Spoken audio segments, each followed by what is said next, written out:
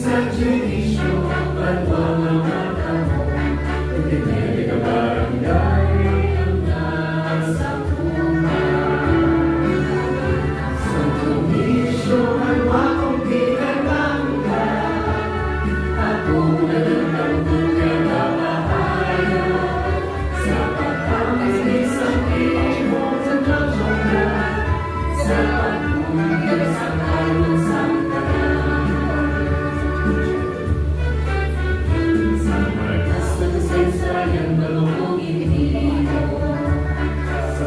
sa makakako ng imuto sa marinong na palibot tulos ang kalitan mga tao na pag-ibig pag-ito sa rigid na kusang kapararan malayo ang malapit ang kalayo ang pagsimpis ang ngalan mo sa judisyo kulitan mo ang Diyos ang nalaluan mo po sa judisyo ang akong pinalanggan ako ganun na tunay na pahayo sa pagkamit sa libot ng buwan sa pagpupil sa kalusang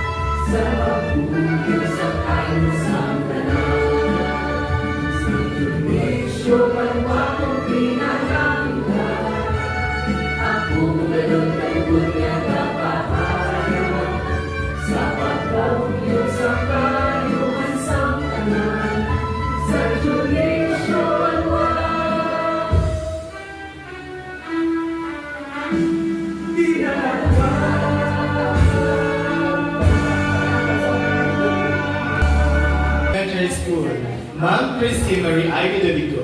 Ma'am. Good afternoon, each and everyone.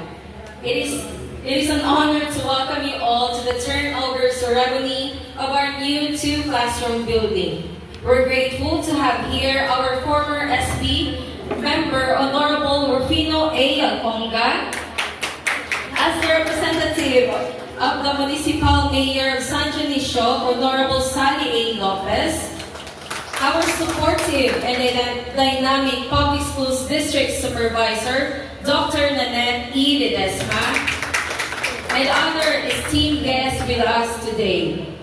I would like to take this opportunity to give my sincerest gratitude to the generous donors who raised funds to put into reality this newly built classroom. Through the effort of Martin Gao and Lorna Rivera Perez de Tagle, ma'am, the daughter of the late Teresita Alarcon, and the presence of her father Pablito Alarcon for their invaluable contribution to Suwa Elementary School. Also, we really appreciate the collaboration of the Rotary Club of Iloilo South, led by their President-elect Dr. L.C. Locsin, who gives such a big contribution to the success of the project given to us, and to the Barangay Local Government Unit of Suwa, under the leadership of Honorable Vic Rodan Hipolito, CAP, SPDA officers headed by Mrs. Jeremy Bosico, the presence also of our Reverend Father Joseph Martyr for giving blessing to the new building, and lastly, my fellow colleagues for preparing everything to make this event possible. Thank you so much, moms and sirs. Again, matamugid na salamat sa pagkadto diri sa Suwa Elementary School. Enjoy the rest of the day and God bless everyone. Thank you, ma'am. Now we're honored to listen the message from our distinguished guests and partners. In behalf of our beloved Mayor Sally A. Lopez, we welcome the presence of former SB member Rufino Alconga, who is representing her today. Sir.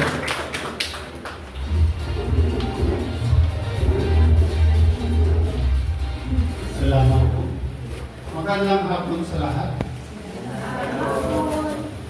Sa pangalan ng aming punong bayan, Sally Abid Lopez, ako po ay nagpapasalamat sa lahat na tumulong para magawa itong dalawang silid paaralan. Sa tulong ng ating donors, si Mr. Alarcon, si Ma'am Bugao, tulong ni Judge Balangkas. I met him last 1995 when I was with that bank and during the distancia. So sa lahat nandito, sa mga barangay officials, sa PTA officials, ang bilin ni Mayor ay taos-pusong tayong pinapasalamatan at tinatangkilik ang lahat na proyekto ng Rotary Clubs Iloilo South. Anytime, As a one-stand edition, we celebrate this important milestone for our school and the future of our children. On behalf of the district, we welcome our amiable Public Schools District Supervisor, Dr. Nanette Ledesma. Ma'am.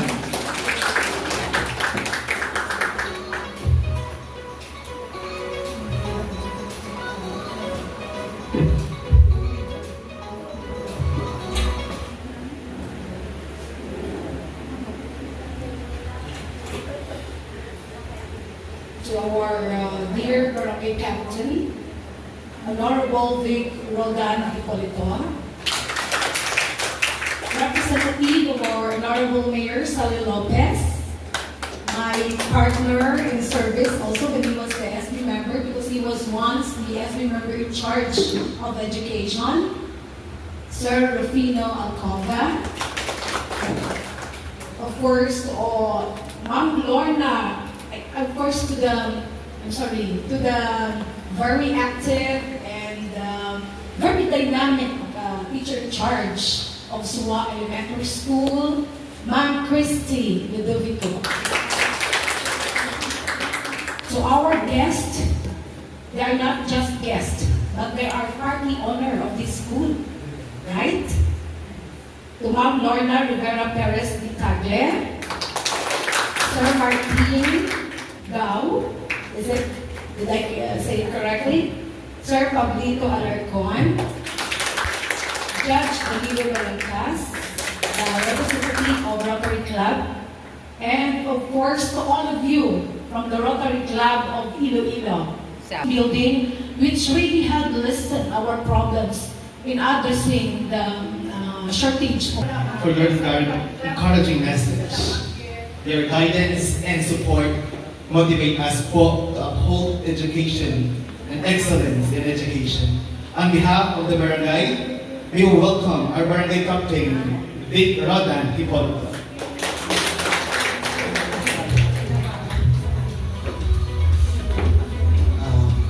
may mga pansudaran. In behalf sa bilog ko nga pumuloy dili sa bulik dili mula na ako pangban. Dahil salamat. Thank you very much, Kap. Pagdayon para sa mga handog sa Barangay Suwa. On behalf of the school PTA, we welcome our PTA President, Mrs. Jeremy A. Busico.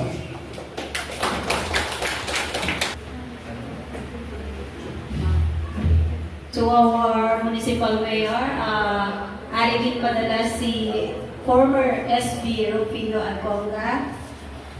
To Reverend Father Joseph Martior, teachers led by Ma'am Christy Ludovico, barangay officials led by Blessing of the building.